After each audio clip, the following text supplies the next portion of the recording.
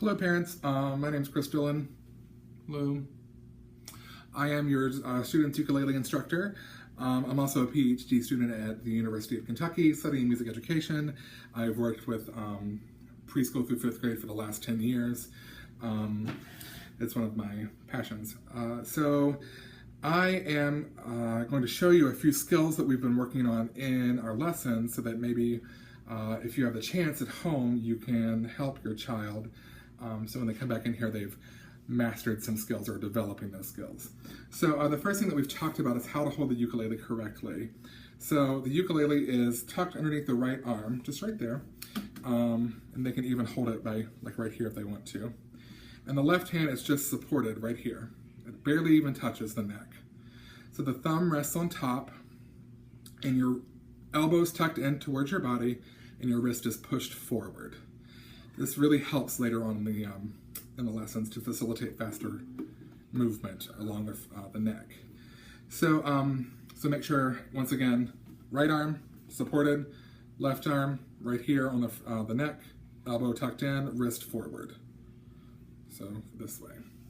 A lot of times what will happen is that they'll try to tilt the ukulele up towards their faces so they can see the strings, which is normal, but I always try to make sure to place that so it's facing away from them.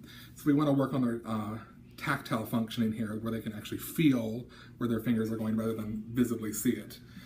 We'll work on connecting those two skills. So it's kind of normal if they look at it first and then tilt it away. A few other things.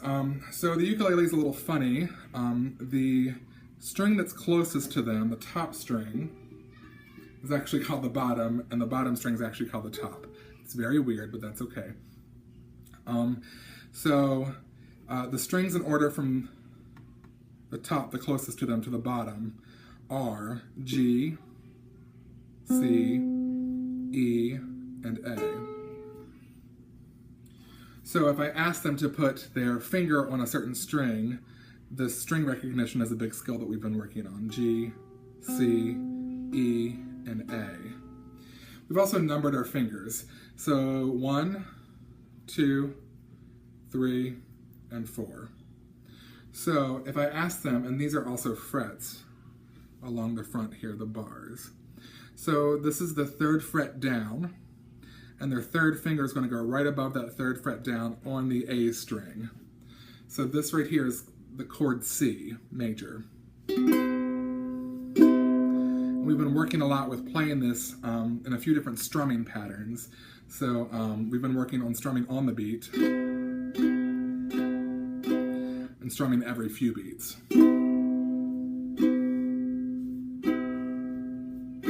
Also singing along and accompanying ourselves singing, typically Row, Row, Row Your Boat or any other one-chord song. The second chord that we've learned is the F major chord, and this is a little tricky, so what I'm going to do is I'm going to move the ukulele closer to the camera. So their first finger, okay, rests on the C string, the E string, right above the 1st fret. So it's the second one up from the bottom.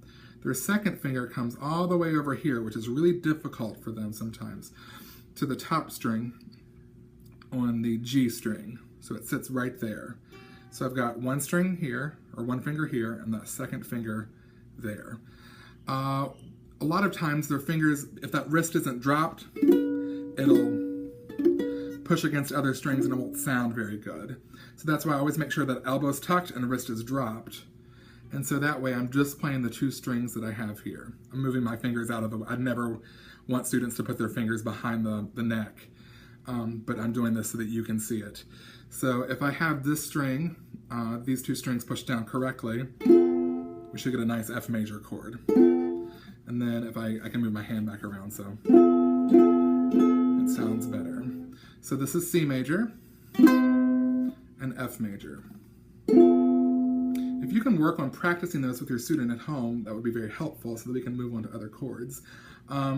Most of them should know the C major chord. The F is the one that we've been working on a lot recently because it's very difficult and it requires that movement, dropping that wrist. I've also been doing weekly assessments with your students. And so if you have any questions or concerns, please feel free to email me.